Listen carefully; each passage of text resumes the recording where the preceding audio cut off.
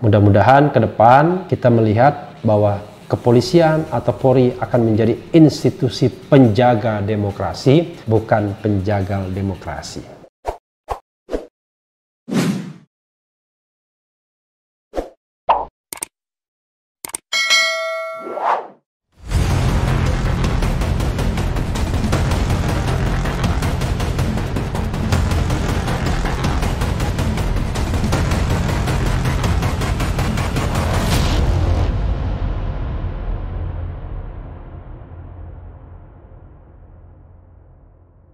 Assalamualaikum warahmatullahi wabarakatuh, Sobat RH sekalian.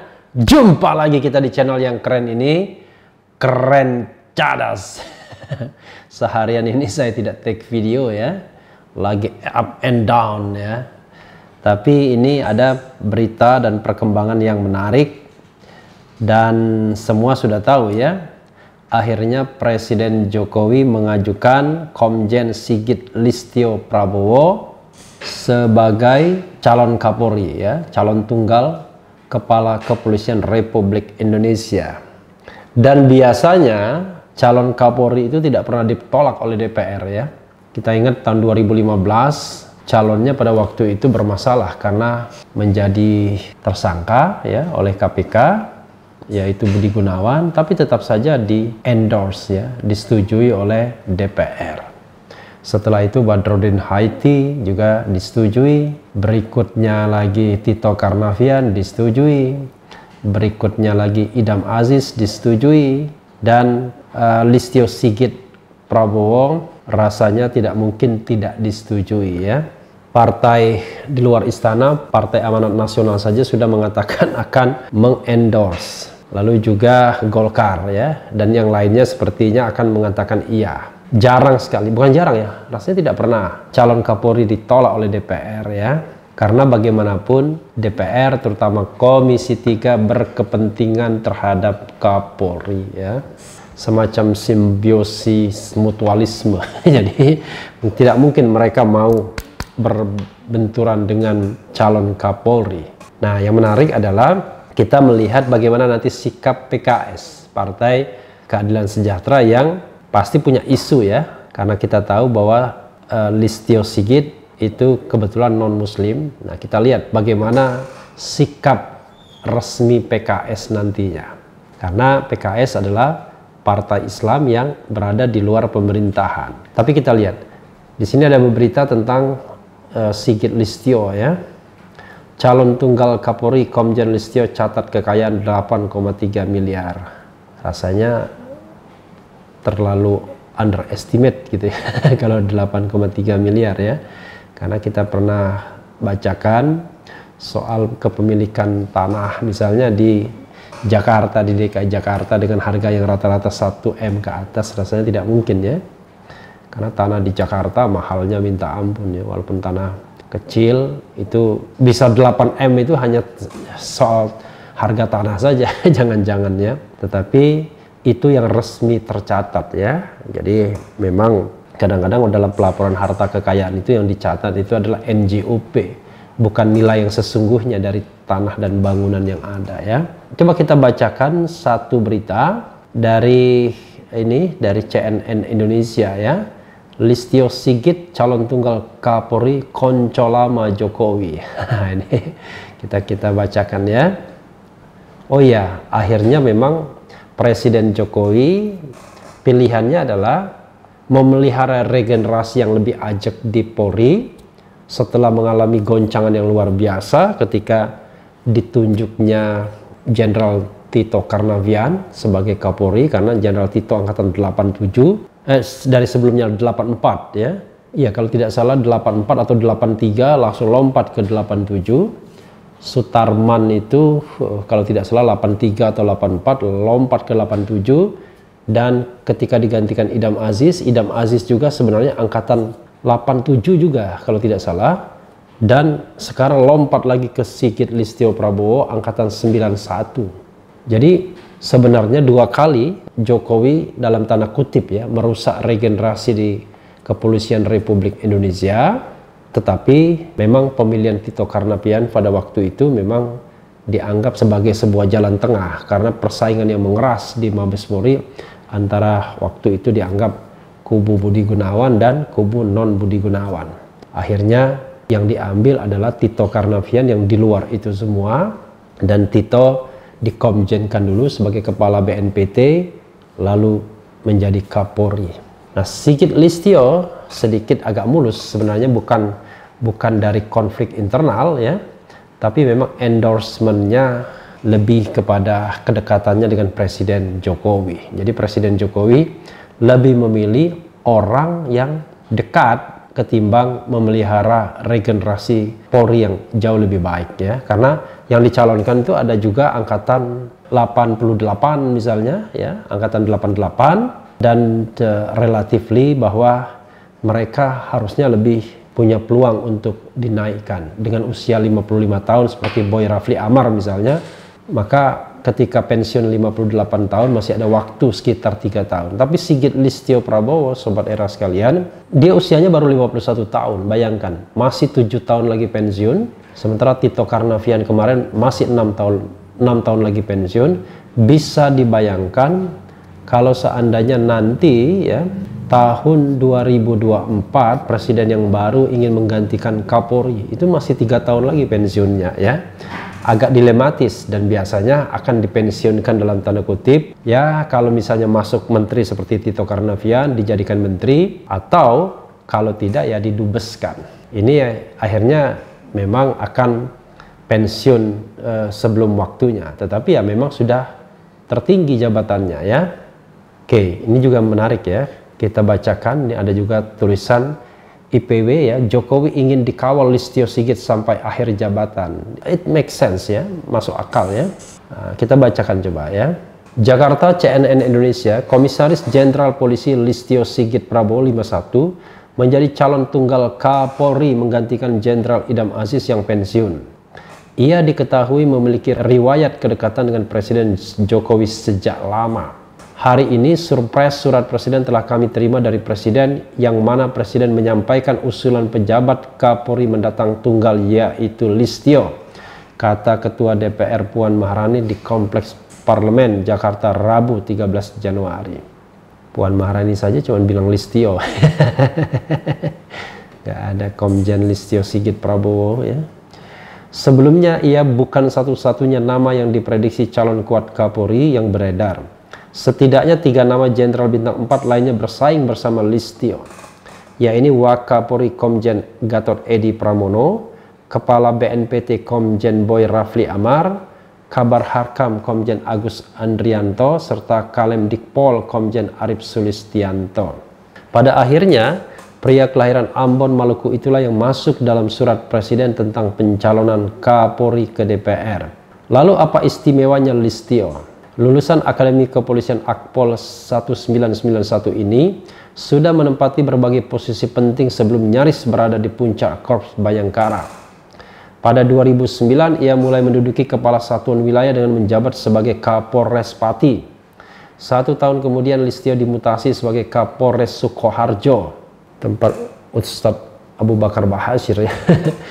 Ya, ia banyak menghabiskan periode awal karirnya di Jawa Tengah. Selanjutnya, pria yang mengaku hobi berolahraga dan musik ini diangkat menjadi Wakapolres Tabes Semarang.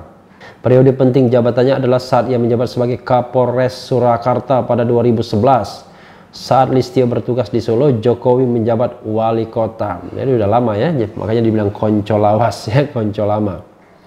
Di wilayah ini Listio pernah menangani kasus bom bunuh diri di gereja Bethel Injil Sepenuh, Solo, Jawa Tengah 2011. Setahun kemudian Listio dimutasi ke Jakarta untuk mengisi posisi Kepala Subdirektorat 2 Direktorat Tindak Pidana Umum Bareskrim Polri. Pada saat yang sama Jokowi sebagai Gubernur DKI Jakarta usai menang di Pilkada DKI 2012. Dia lantas ditugaskan menjadi Direktur Reserse Kriminal Umum Polda Sulawesi Tenggara pada 2013. Tak lama Listio kembali ditarik ke ibu kota bersamaan dengan terpilihnya Jokowi sebagai presiden pada 2014. Listio pun dipercaya menjadi ajudan presiden selama sekitar 2 tahun. Lepas dari penugasan sebagai ajudan Jokowi, Listio diangkat menjadi Kapolda Banten pada 2016. Di wilayah ini ia bertugas 2 tahun. Setelah itu, Polri menariknya ke markas besar untuk menjadi Kepala Divisi Profesi dan Pengamanan Propam. Selang 1 tahun kemudian, Listio diangkat menjadi Kabareskrim per Desember 2019. Selama menjabat Kabareskrim Polri, Listio tercatat mengungkap kasus penipuan Grab Toko, menuntaskan kasus pembakaran gedung Kejaksaan Agung.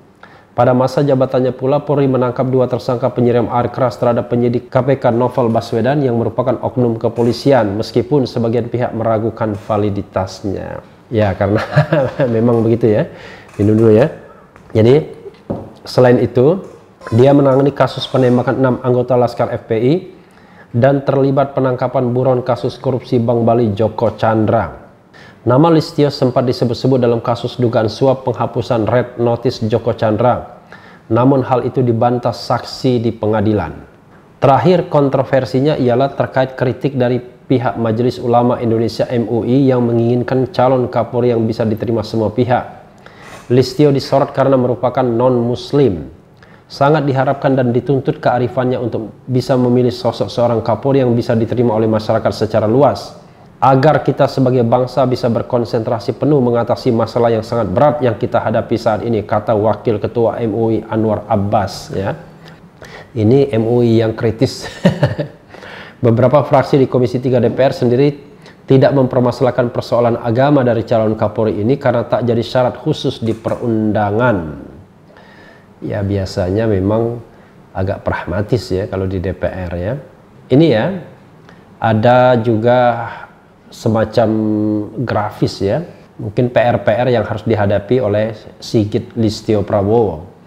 Ini Polri masuk 5 besar institusi publik yang dinilai paling korup.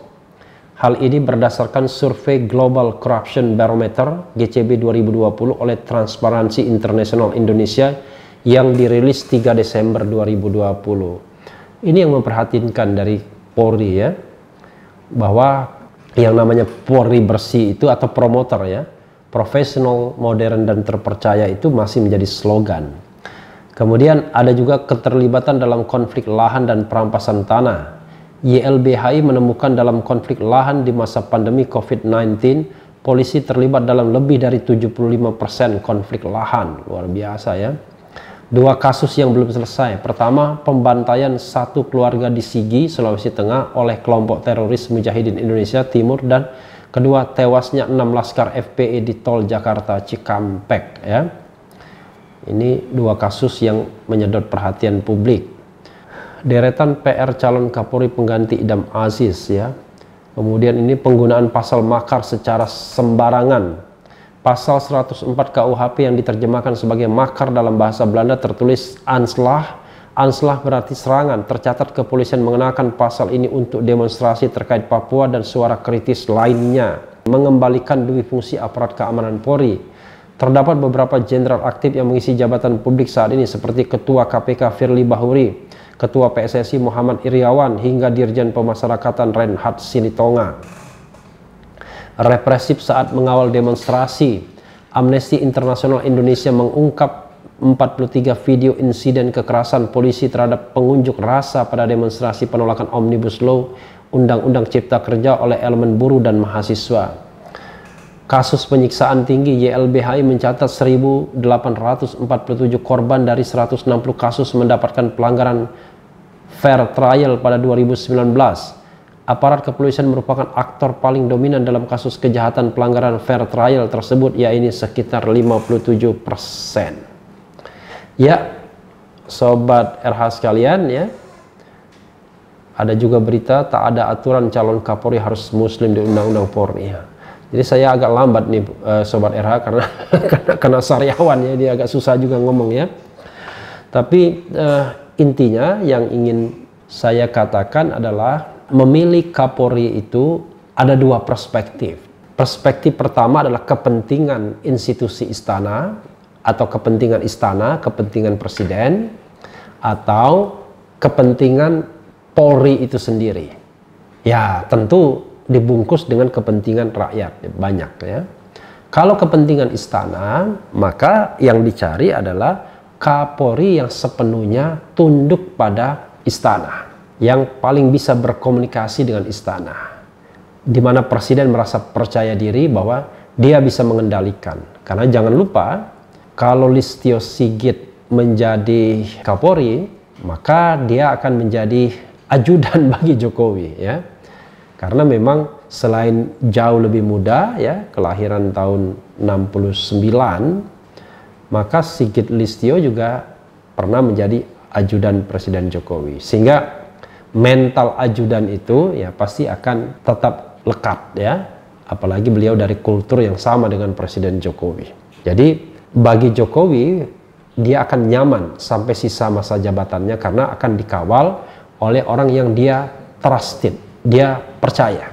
Tapi di sisi lain, kembali regenerasi di kepolisian jadi rusak karena nanti akan mengakibatkan banyak jenderal yang nganggur, terutama senior-senior dari Sigit Listio Prabowo. Bukan rahasia umum lagi, ketika satu angkatan yang lebih junior menjabat, maka biasanya jenderal-jenderal senior agak, dalam tanda kutip, agak ya tidak mau. Sama seperti Budi Gunawan misalnya, ketika Tito Karnavian menjadi Kapolri, ya tentu Tito Karnavian tidak enak kalau menjadi atasannya dari seniornya. Sangat senior, sehingga, dan sama calon Kapolri juga pada waktu itu, sehingga akhirnya Budi Gunawan digeser ke BIN dan mendapatkan bintang 4 juga. Jadi dalam sejarah baru pertama kali ada 2 bintang 4 yang aktif waktu itu, yaitu Kepala BIN dan Kapolri. Padahal jabatan yang setingkat menteri seperti BNPT misalnya, Badan Nasional Penanggulangan Terorisme, itu ya tetap bintang 3, tidak bintang 4, ya. Komjen Boy Rafli Amar misalnya. Jadi sobat RH sekalian, Sigit Listio Prabowo ini akan mematikan generasi-generasi yang sudah ada. Kalau mereka mendapatkan tempat di luar seperti katakanlah Boy Rafli Amar, mungkin tidak jadi masalah. Tapi kalau mereka masih di lingkungan Mabes Polri, pasti nanti akan disertai pergantian-pergantian di mana Sigit Listio akan mencari orang-orang yang dia sendiri merasa nyaman. Dan untuk itu bagi dia mudah sekali karena komunikasinya dengan Presiden Jokowi akan lancar, ya.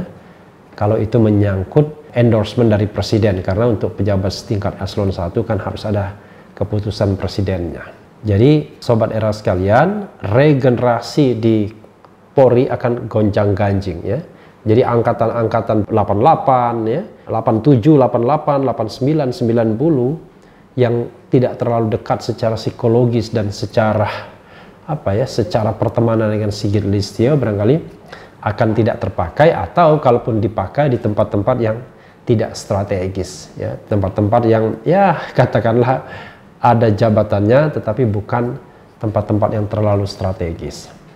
Nah, ini yang menjadi permasalahan di regenerasi Polri sendiri. Tapi apapun itu, Presiden Jokowi sudah menggunakan hak prerogatifnya dan itu sah-sah saja dalam politik, ya, karena akhirnya Presiden Jokowi atau istana lebih memilih mengamankan dirinya dalam tanda kutip ketimbang memperhatikan regenerasi di Kepolisian Republik Indonesia, karena dia harus mencari orang yang dia trust, ya, 100%, dan barangkali orangnya adalah Listio Sigit Prabowo, ya. Lalu mengenai yang lain-lainnya kita serahkan kepada DPR, apakah DPR kemudian akan menerima pencalonan ini, dan seperti yang sudah saya katakan barangkali akan menerima. Yang ditunggu cuma satu saja, bagaimana suara PKS. Yang lainnya sebenarnya suara PKS dan Demokrat, ya, suara PKS dan Demokrat. Tapi yang lainnya saya kira 7 partai lainnya akan dengan mudah mengatakan iya.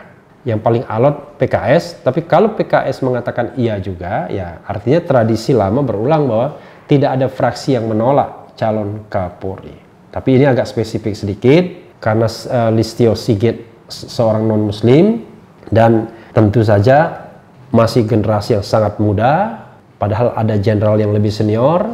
Jadi sebenarnya ada penilaian yang subjektif dan ada penilaian yang objektif yang bisa dipadukan, bisa disatukan untuk menerima atau menolak. Ya, sobat era sekalian, yang terpenting bagi kita sesungguhnya adalah Polri menjadi institusi yang baik, institusi yang terpercaya, institusi yang tidak mengkriminalkan seseorang atau melayani pengkriminalkan seseorang, atau institusi yang bisa menjaga jarak dengan kekuasaan, bisa membedakan sebagai alat negara dengan alat kekuasaan. Mudah-mudahan ke depan kita melihat bahwa kepolisian atau Polri akan menjadi institusi penjaga demokrasi, bukan penjagal demokrasi. Ya, sobat era sekalian, itu saja. Yang penting tetap di channel ini, karena di channel ini Anda akan dirayu, ditipu, dibaperin, dicecar, diober pula di jalur khusus. Karena channel ini adalah channel yang mengancam, memeras, dan membenci. Jangan lupa subscribe, like, comment, and share. Ciao.